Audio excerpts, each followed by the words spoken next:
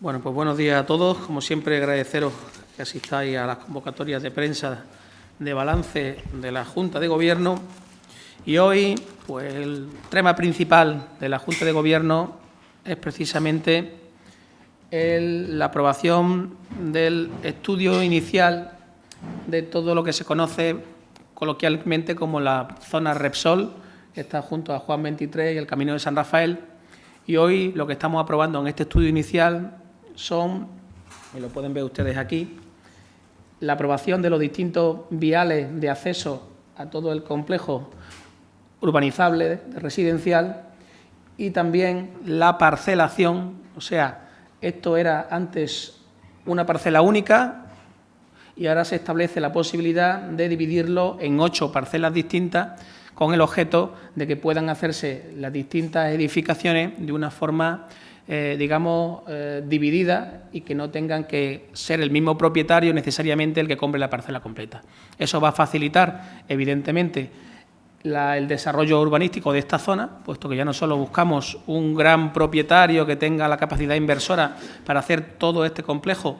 simultáneamente, sino que cabe la posibilidad de dividirlo y, por lo tanto, fasear ese desarrollo. Recordarle que de toda la parcela, el 80% de la parcela son equipamiento y zona verde. Estamos hablando de un gran parque verde en toda la zona de Repsol. Recordad que fue muy cuestionado en su momento por parte de la oposición, porque hablaban de si la edificación, pero nosotros ya les planteábamos que sobre todo lo que aquí gana la ciudad es un gran parque, puesto que los metros que son parcelables, los metros que son urbanizables, abarcan exclusivamente un porcentaje mínimo de la gran parcela. Por lo tanto, lo que hoy aprobamos, aparte ya de definir cómo será ese parque verde, cómo serán los distintos viales que pasen a través del parque, la zona de equipamiento que tendrá toda esa superficie,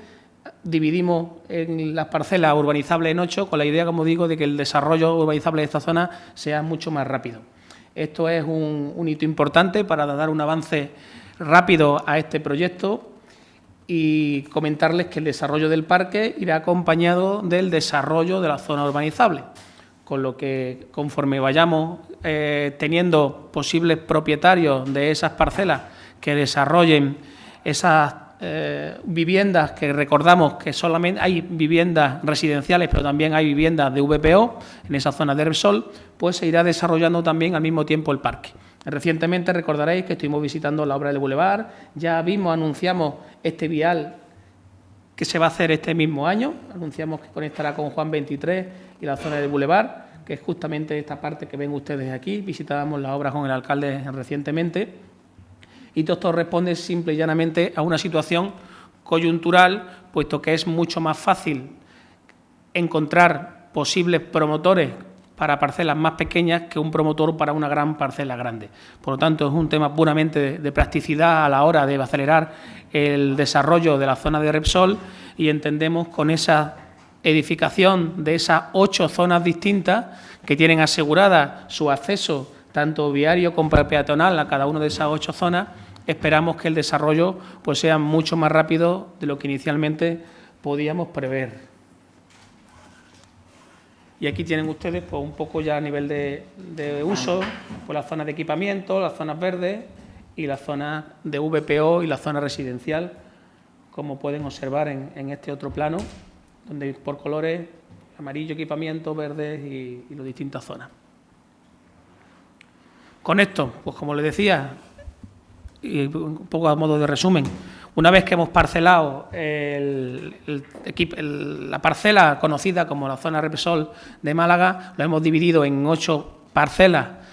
totalmente diferentes con sus accesos peatonales y con sus accesos viarios, se puede producir el desarrollo de la zona mucho más rápido, puesto que no es necesario que haya un solo propietario, un solo promotor, sino puede haber 8 promotores distintos que puedan desarrollar el proyecto simultáneamente, con lo que tanto el desarrollo de la zona como lo más importante para todos los malagueños, ese gran parque de la zona de Repsol, puede ser una realidad mucho más rápido que de la otra forma. Recordarles que de esta zona, pues aproximadamente el ayuntamiento tiene el aprovechamiento del 60% y el otro 40% corresponde a la entidad bancaria, que es el que tiene la propiedad de ese 40%. Y hay un aprovechamiento del 10%, que será todo lo que se utilice para la zona urbanizable y zona verde. Luego ya si queréis entramos en más cuestiones sobre este tema. También hoy se ha aprobado una serie de ayudas recogidas en el Plan de Iniciativa Urbana, que recordaréis que son toda la zona de Pozos Dulces, de Zona Beata, que gestiona y promueve el OMAU, y concretamente se han aprobado 5 proyectos empresariales en que dinamizarán esa zona con una pequeña subvención municipal que va desde los 800 euros a los 20.000, dependiendo del proyecto, con el objeto de que esa zona, digamos que con poca actividad, pues con el apoyo de estos fondos europeos consigamos darle mucha más vida comercial y empresarial. Como ya habéis visto, que a lo largo de distintos programas que hemos ido sacando de iniciativa urbana se ha ido regenerando muchas calles, en este caso pues de la zona centro de la ciudad. Otro tema también interesante es que se aprueba iniciar el expediente de contratación de 56 centros municipales, concretamente la limpieza de esos 56 centros municipales. El importe total de adjudicación ascendería a 774.500 euros, IVA incluido, y corresponderían a los años 2014 y 2015 con posibilidad de prórroga. ¿Qué tiene de importante este nuevo procedimiento? Pues que dentro de la política de alguna manera reducir el número de contratos menores de este ayuntamiento, se ha decidido sacar un concurso público con 17 lotes para cubrir esos 56 espacios. Con eso nos aseguraremos, puesto que el pliego tiene una cláusula que impide que un mismo adjudicatario se quede con otros lotes, son lotes excluyentes, como se llama, permitiremos que haya de facto 17 empresas distintas prestando servicios de limpieza en la ciudad, con lo que servirá también para promover la economía malagueña en cuanto a las distintas empresas de limpieza que pueden prestar servicios a través de este contrato. Por lo tanto, novedad, el modelo de contratación pasa de ser contratos menores de limpieza para cada uno de esos edificios a ser un concurso público que además tiene la catalogación de armonizado, que significa que tiene que ir a la Unión Europea, por lo tanto, máxima transparencia posible, puesto que irá a la Unión Europea, y tiene esos 17 lotes excluyentes que nos garantizarán que haya 17 empresas distintas, de forma de que se le dé mucha más oportunidad al sector empresarial malagueño a que puedan participar en esos concursos. Otro tema muy interesante, como las cuantías, si dividen ustedes 700 entre 17 contratos, son de alrededor de unos 50.000 o 60.000 euros, no es necesaria clasificación ninguna para poder optar a estos concursos. Con lo que, de nuevo, estamos apostando por la pyme malagueña que podrá presentarse a este concurso de limpieza en estos centros. También se ha aprobado el arrendamiento en régimen de renting de 26 vehículos de la policía local. Como saben ustedes, pues terminaba los distintos renting y hay que ir renovándolos. Y en concreto estos 26 vehículos de policía local se han arrendado en régimen de renting por importe de 1.409.000 euros. Y por concretarles un poco, son 9 coches patrulla, 11 turismos dotados con el kit de detenidos, 3 vehículos camuflados, 2 todoterrenos y un furgón de apoyo al tráfico. Son los 26 vehículos que hoy aprobamos el expediente de arrendamiento en régimen de renting. Bueno, dentro de un tema un poco más técnico, se ha aprobado también la 4ª adenda al Plan Turístico de Ciudad de Málaga. Ese es un convenio en el que se trabaja Junta de Andalucía y Ayuntamiento conjuntamente, y la Junta pues nos pedía, por el tema de disponibilidad económica, que aplazáramos y prorrogáramos el Plan de Acción de 2009 hasta el próximo 30 de noviembre, por un tema puro y duro de disponibilidad presupuestaria de la Junta de Andalucía. Por parte del Ayuntamiento de Málaga pues no hay inconveniente, nosotros sí teníamos disponible el dinero que corresponde al Ayuntamiento de Málaga, se está ejecutando y evidentemente el 30 de noviembre pues es la fecha que nos ha pedido la Junta que retrasáramos el plan o la certificación de la obra que se están acometiendo, que concretamente nos estamos refiriendo a calle Granada. Si pasan ustedes por allí verán que está prácticamente terminado, pero no obstante pues la Junta nos pedía esa prórroga hasta el 30 de noviembre. ¿Qué quiere decir esto? ¿Que vamos a terminar la obra el 30 de noviembre? No, simplemente que la obra terminará y mientras procedemos al papeleo de certificación y realmente comprobación de que la obra está hecha en total garantía y que efectivamente pues ya se puede proceder al pago, pues lo vamos a establecer como fecha máxima ahora el 30 de noviembre. Hay varios convenios que firma el área de cultura, uno con la Cofradía de las Penas, otro con un convenio de la CEN a nivel deportivo, otro con un convenio sobre el deporte también con la Autoridad Portuaria, otro convenio de deporte con la Federación Andaluza de Natación, convenios en los que el área de deporte y cultura pues promueven sus distintas actividades en coordinación con otros, no tienen cuantía económica, salvo el de la Cofradía de las Penas, que estamos hablando de 20.000 euros con cargo a 2013 y 25.000 con cargo a 2014. Pero concretamente sí es interesante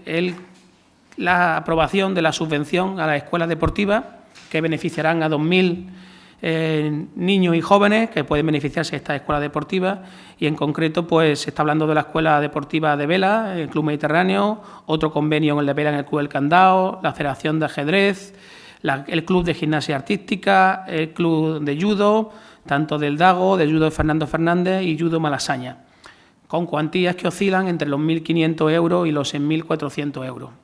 Con esto, ¿qué es lo que estamos haciendo? Lo que hacemos es firmamos convenios con las distintas federaciones que hay en Málaga, al objeto de que esas federaciones sean directamente las que impartan estos talleres, y de esa forma pues somos más eficientes en cuanto al gasto de presupuestario por parte del ayuntamiento y al mismo tiempo garantizamos un mayor número de plazas. De ahí que les diga que los alumnos beneficiados de estas escuelas deportivas que anunciamos hoy pues rondarán los 2.000. Y por mi parte, pues nada más, y quedo a su disposición para cualquier pregunta. Portavoz, concretamente el trámite que se aprueba a nivel urbanístico del proyecto de reparcelación de la zona de Repsol, ¿es aprobación inicial? Aprobación inicial del estudio de detalle. Con la nueva normativa que se aprobó por parte de la Junta de Andalucía en cuanto a los estudios de detalle, se le daban más competencia a lo que era un estudio de detalle. ¿Cuáles son esas competencias? Pues la competencia fundamental es que permite definir lo que se llaman viales secundarios. O sea, no estamos hablando exclusivamente de los viales principales de tráfico, sino también incluso los viales internos de acceso a las distintas zonas, como también la zona peatonal. Y de ahí que nos hayamos podido embarcar en definir efectivamente cuáles son estos viales secundarios que dan acceso a los aparcamientos que tendría toda esta zona. Porque recuerden ustedes, con el objeto de no ocupar espacio en superficie para dar la mayor posibilidad de zona verde, todas y cada una de estas edificaciones tienen obligación de tener su propio aparcamiento debajo. De esa forma era necesario, una vez que se parcela y se divide en 8 trozos, garantizar que todos los 8 trozos, los que se parcelan, tengan un acceso a su zona de aparcamiento con un vial secundario y, por supuesto, como marca normativa también, una zona de tránsito peatonal a los distintos bloques, ¿no? Por lo tanto, eso es lo que estamos aprobando hoy en este estudio de detalle. Y, evidentemente, esa parcelación permite, y vuelvo a repetirles, pues que el desarrollo de la zona sea mucho más rápida, puesto que no hay que vincularlo a un único promotor, sino que puede ser a 8 promotores distintos, con lo que entendemos que será más fácil encontrar promotores, a pesar de los tiempos de crisis, que estén dispuestos a desarrollar esta zona. ¿En base a qué se eligen la división en 8 parcelas diferentes? Distintos criterios de urbanismo, ninguno concreto, simplemente pues se ha establecido por el área técnica de urbanismo cuál sería la división más correcta de acuerdo a los metros cuadrados que hay previstos de zona verde. Aquí lo pueden ver ustedes mejor. Zona verde, de vivienda libre y de vivienda de VPO, en función pues, de lo que se aprobara en su momento en el plan general, porque recordad que el proyecto Repsol fue muy polémico, porque de hecho fue una de las causas que alegaba la Junta para parar la tramitación del plan general. Y recordad ustedes que se han escrito ríos de tinta sobre este tema. El ayuntamiento, en el momento donde estaba el boom inmobiliario, pedía que se acelerara el plan general, porque había desarrollos como este que podían haberse vendido fácilmente y haber desarrollado fácilmente, lo que hubiéramos desarrollado en esta zona, pero la Junta, como había ciertos problemas con la altura de estas torres, entre otras muchas cosas, de otras zonas, pues decidió vincular el 100% del PGO a su aprobación, cuando nosotros inicialmente habíamos dicho, apruebe usted lo que esté bien, o sea, una aprobación parcial, y lo que no, dejémoslo pendiente del arreglo que posteriormente se produjo. Esto es precisamente uno de de los proyectos que aprobaba el Plan General, y ahora el siguiente paso posterior a esa aprobación, pues esta parcelación del terreno ya para definir cuáles son las parcelas con el evidentemente último paso final, que será el registro, en el registro de la propiedad de la parcela con su correspondiente metro, con sus correspondientes clasificaciones, con esos viales de acceso y la correspondiente carga que le correspondería a la zona verde y a la zona de equipamiento. ¿Se han acercado de inversores a la Gerencia de Urbanismo interesados por esta...? Bueno, se ha hablado con múltiples grupos inversores, tanto nacionales como internacionales, pero evidentemente eso no es algo que sea a corto plazo, sino que efectivamente se le ha planteado cuál era la propuesta municipal. Ahora ya por fin sí podemos hacer una propuesta real sobre los metros y ya sí es posible de alguna manera decidir qué parcela sería más interesante para cada promotor, pero como es lógico, dentro de la labor diaria del área de urbanismo, pues se tienen reuniones con potenciales inversores para ofrecerles no sino todos los terrenos a desarrollar que tiene el ayuntamiento, y evidentemente también se le ha ofrecido, como digo, a promotores no solo nacionales sino internacionales, y esperamos que con esta parcelación y esta aprobación de este estudio de detalle inicial, pues ya tengamos todos los mimbres puestos para que esos posibles inversores pues se interesen ya de una manera definitiva por esta zona. Pero esta planificación urbanística, que es obligada, se hace ahora... No es obligado, tened en cuenta... Obligado es decir, la parcelación y el estudio de detalle es obligado. No tiene por qué. ¿No es obligado mejor hacerlo ahora? No, ha habido un cambio... Ahora está vinculado a... No, ha habido un cambio sustancial y es bueno recordarlo en cuanto al enfoque de este tema. Si ustedes recordarán, inicialmente, cuando todo esto se estaba barajando, estábamos hablando de una única superficie parcelaria, ¿no? Solamente era una parcela y el promotor que llegara tenía que comprar el 100% de la parcela y, por lo tanto, el 100% de las cargas también correspondían a un único promotor. Eso era cuando estábamos planteando en momentos de bonanza económica. Ahora, donde cada vez es más complejo encontrar inversores, pues lo que se ha decidido, y eso sí es interesante, es la parcelación de esa unidad parcelaria que había en aquel momento, para que al dividirlo en 8 parcelas distintas sea más fácil encontrar inversores. ¿Por qué ahora? Porque evidentemente cuando se ha podido hacer y porque entendemos que tras tomar la decisión, la negociación con el banco propietario de ese otro 40%, se ha llegado a los acuerdos pertinentes y estábamos dispuestos las dos partes a que era más interesante parcelar con el objeto de que pudiera salir más rápida la promoción de esas parcelas, que no esperar hasta encontrar un único propietario que fuera capaz de hacerse cargo del 100% de la zona. Es por eso ahora, porque una vez que se han desbloqueado las negociaciones, recordad que por motivos de impago o de falta de solvencia del anterior propietario, esto pasa a ser una de las parcelas del famoso Salep, el famoso Banco Malo, como le llaman, y claro, el Banco Malo se creó hace poco y mientras se llegan las negociaciones, pues ha sido bastante ágiles, porque no solo ya se ha negociado con el nuevo propietario, que es ese banco, sino incluso se ha marcado cuál va a ser el procedimiento de posible venta de toda esa superficie. Y el procedimiento más óptimo que hemos hablado entre ambas partes ha sido la parcelación, por esa razón simplemente, porque va a ser mucho más fácil que encontremos 8 propietarios que puedan comprar un trozo que un solo promotor que sea capaz de comprar los 8 y hacer el desarrollo simultáneamente de los 8 con la gran cantidad de fondos que requeriría esa inversión. Sin embargo, al dividirlo entre 8 grupos inversores, puede ser, que no digo que lo sea, pero puede ser mucho más fácil encontrar promotores que desarrollen esta zona y, por lo tanto, más rápidamente. ¿Ha influido en algo el hecho de que el suelo haya entrado en el Banco Malo, la parte de la entidad bancaria? Ha influido en el sentido de que antes era más complejo sentarnos con nadie a tomar acuerdos por la situación económica que tenían los propietarios, y ahora, evidentemente, al ser una entidad bancaria cuya misión fundamental es deshacerse precisamente de ese patrimonio que tiene en cuanto a suelo, pues lógicamente es mucho más fácil, puesto que ambos compartimos la necesidad principal de que, más allá del interés económico que se tuviera el promotor anterior, ahora lo que queremos es que se desarrolle la zona lo antes posible. Pero entonces, esa parte que no del ayuntamiento... 60-40. ¿Ya no es de Nova Caixa Galicia? No. Eso pasó a ser, dentro de cuando se creó el Banco Malo, precisamente para los activos de estos bancos, de estas cajas que habían caído, pues evidentemente todos esos para no dejar caer el sistema financiero, recordad que el Gobierno creó el banco famoso Saleb, para que se hiciera cargo de todas esas cajas que no tenían viabilidad y que estaban abocados al cierre, y por lo tanto, imaginaros lo que hubiera supuesto. Por lo tanto, una vez que ese banco se constituye y se hace cargo de esos terrenos que no eran posibles gestionar porque las cajas estaban prácticamente quebradas, por no decir quebradas, pues se inicia un nuevo escenario en el que ya hay un banco con el que sentarse, un banco que además su principal prioridad es deshacerse en la mayor brevedad posible de todos esos activos inmobiliarios que tiene, puesto que no es la voluntad de un banco tener activos inmobiliarios.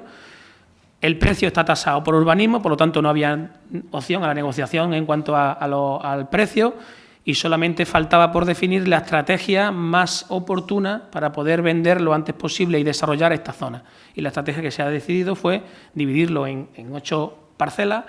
con el objeto de que sea más rápido su venta y, por lo tanto, que es lo que nos importa a la ciudad de Málaga y a los malagueños, el desarrollo de este gran parque de Repsol, que, como ustedes recordarán, fue un compromiso de Paco de la Torre en las pasadas elecciones de que se desarrollara lo antes posible. Y creemos que ahora, con esta nueva estrategia de parcelación, ese desarrollo podrá ser más rápido y, sobre todo, más posible en estos momentos de crisis donde encontrar un promotor único capaz de desarrollar esa gran superficie, pues yo me atrevería a decir que era prácticamente imposible. ¿Cuántas viviendas libres y cuántas protegidas? Pues no... Tendría que mirártelo. Más que viviendas, te puedo hablar de metros. Te permite un segundito, que tengo aquí el expediente completo. Vamos a ver. Número de viviendas libres, 932. Residencial protegido, 399.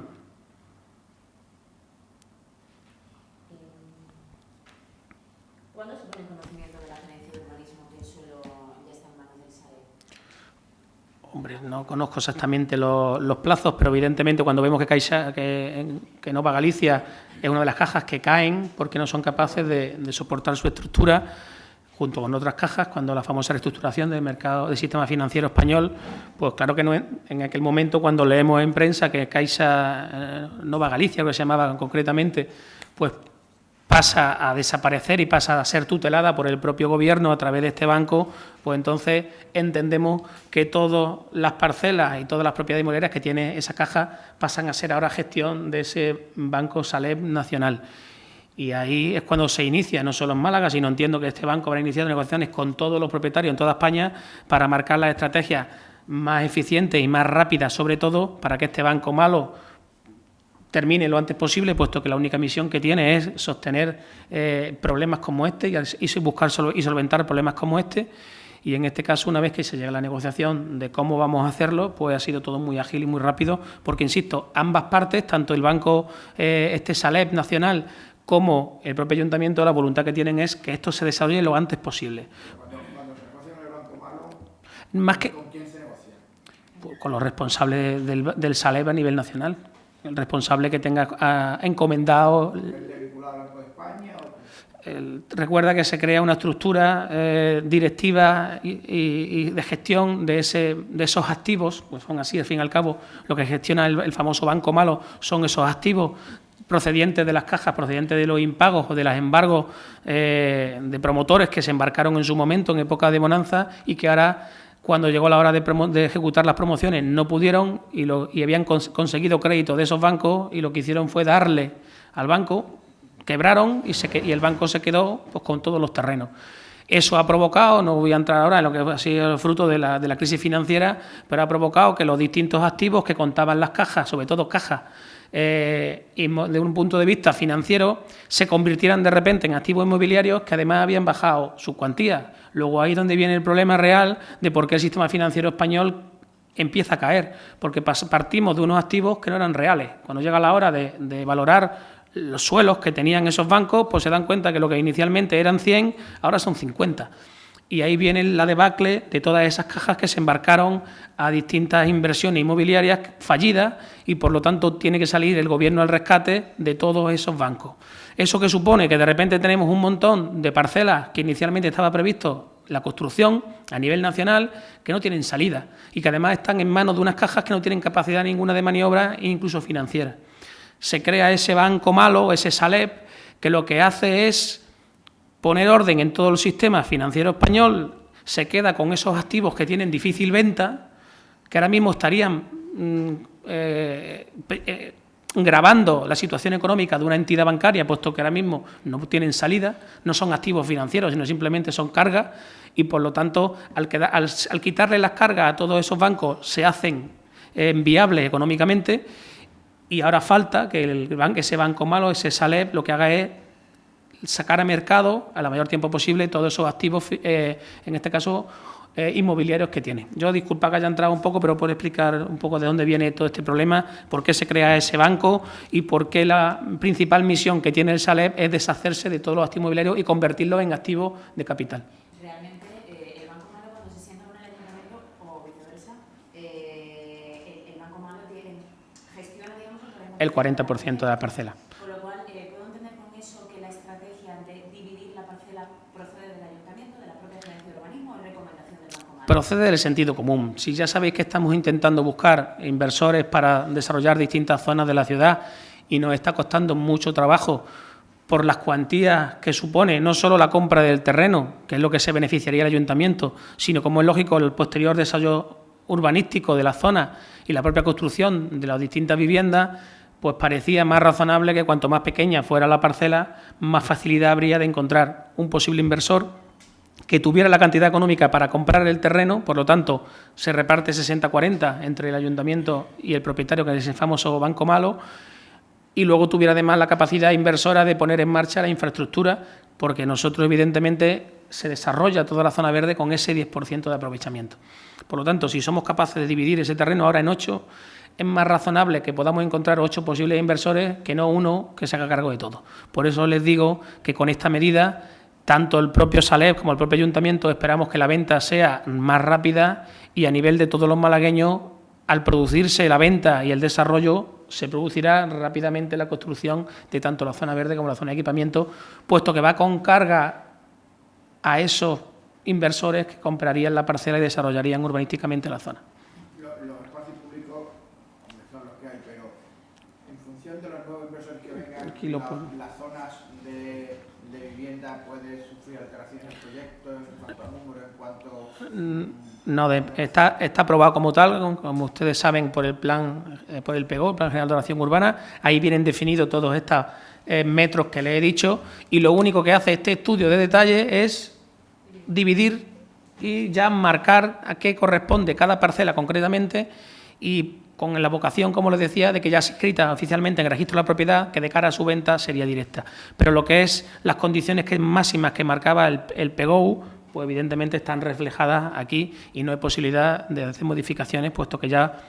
Por eso he perdido un poco de tiempo explicándoles que esto va dentro de la propia aprobación del PGO. ¿Qué significa esto? Que ya en el PGO le da el visto bueno. Tocar algo ahora complicaría tremendamente la modificación, porque estaríamos hablando del propio PGO de nuevo,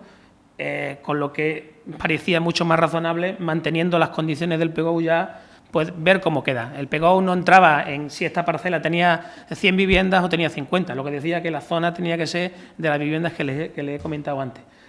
Lo que hace ahora el estudio de detalle ya sí es definir a qué corresponde cada tipo de vivienda, con cada parcela, qué altura, qué todo. Eso es lo que se hace aquí. Y lo más importante de todo, que es lo que les planteaba, al definir los viales secundarios y los viales peatonales, ya sí es una realidad la posibilidad de venderlo por trozo. Antes, como era una totalidad, no había necesidad de tener accesos, porque se entendía que podían acceder por cualquier parte. Ahora, ya que estamos dividiendo cada una de estas parcelas tiene que tener su acceso al aparcamiento y su acceso a la entrada de los distintos portales. Por lo tanto, ya sí estamos en condiciones de que llegue cualquier grupo inversor y compre cualquiera de estas parcelas que tienen ustedes aquí. Esa, digamos, la innovación y realmente la utilidad que tiene lo que hoy les presento. También quería preguntar por los 17 contratos de vivienda. Sí. Que creo que ha dicho que son absolutamente excluyentes. Bueno, excluyente significa que no puede tener un adjudicatario 2 contratos, solo puede tener uno. Incluso en el caso de que sea el único que se ha presentado. Hombre, evidentemente, si hay un adjudicatario que se presenta a varios lotes, obtiene uno, pero queda desierto, y va a quedar desierto un lote, en este caso se tira de los que se hayan presentado. Pero eso, claro, pero eso entra dentro de la lógica y la excepcionalidad en el sentido de que si se va a quedar el pliego desierto, pues lógicamente pues el siguiente con más puntuación, aunque tenga otro contrato, lo cogería. Pero la vocación y el sentido que tiene este pliego es que haya 17 empresas distintas trabajando en la ciudad de Málaga en cuanto a limpieza de edificios. Pues ya lo que se hace, pues la típica valoración, y los 17 mejores valorados pues serán los que se queden con los 17 contratos. 774.500. 56 centros, si no recuerdo mal, sí, efectivamente. Insisto, esto entra dentro de la política de recorte de los contratos menores del Ayuntamiento de Málaga, hasta tal punto que hemos visto que lo más lógico para garantizarnos... me gustaría hacer una puntuación, que eso es interesante, sobre los contratos menores, porque es cierto que principalmente por parte del partido de la oposición del Ayuntamiento de Málaga se están virtiendo informaciones como que el contrato menor no tiene transparencia, que el contrato menor es adjudicación a dedo. Y yo quiero decirle fundamentalmente que el contrato menor es un procedimiento que marca la ley en este país, que casualmente es uno de los modelos de contratación más utilizados por la Junta de Andalucía, o sea, por Izquierda Unida y el Partido Socialista. Sin embargo, cuando llegan al Ayuntamiento de Málaga, les escandalizan los contratos menores. Entonces, me gustaría que también les escandalizara en la Junta de Andalucía cuando lo desarrollan. Dicho esto, entendiendo que el contrato menor lo que busca precisamente es la no concentración en una sola empresa de los servicios, sino precisamente el reparto de los contratos públicos en el mayor número de empresas posible, puestos a pensar otro procedimiento para garantizarnos eso, que no sea un menor, pues surge la idea de este contrato. O sea, hagamos un concurso público hasta el punto de que por su cuantía tiene que ser a nivel europeo, y ¿cómo nos garantizamos que haya de nuevo 17 contratos distintas como sucede con los contratos menores? Pues poniendo ese concepto de que fueran lotes excluyentes. Pero sí quería dejar claro que el contrato menor es un procedimiento que la ley permite perfectamente, que el objetivo del contrato menor precisamente es ese, el garantizarnos que haya, que la pequeña pyme, esa empresa pequeña que no tiene clasificación, que no tiene los suficientes recursos como presentarte a un concurso grande, tenga opción también a contratación pública, que eso es interesante para ellos, y por eso se ponen estas condiciones en el pliego, que no haga falta clasificación y que puedan presentarse cualquier empresa o incluso autónomo que quisiera, podría presentarse al contrato de limpieza del ayuntamiento. Eso sí, nos garantizamos que solamente pueda ganar uno de esos 17 pliegos. Y de nuevo lanzo a la Junta que también, igual que hemos creado aquí, una comisión de transparencia de contratos menores, sigan el ejemplo de la Junta de Andalucía y creen también la comisión de transparencia de contratos menores, que ya les garantizo que ni se lo plantean y sería totalmente impensable para la política de opacidad que tiene la Junta, hasta el punto, como les digo, que ni siquiera publican los presupuestos provincializados. Si no hacen eso, ¿cómo le vamos a pedir encima que nos publiquen los menores? Sin embargo, y uniendo con el debate de ayer, el Ayuntamiento, dentro de su línea de transparencia, no tiene ningún inconveniente en crear esa comisión. De hecho, está creada, funcionando, y dentro de su línea de transparencia, incluso por contrato público a nivel europeo, lo que eran antes contratos menores, para que ustedes vean el grado de transparencia al que nos estamos sometiendo diariamente en el Ayuntamiento, a voluntad propia, que siempre quede claro. Pues gracias y disculpad que hable tanto, pero bueno, matizar ciertas cosas.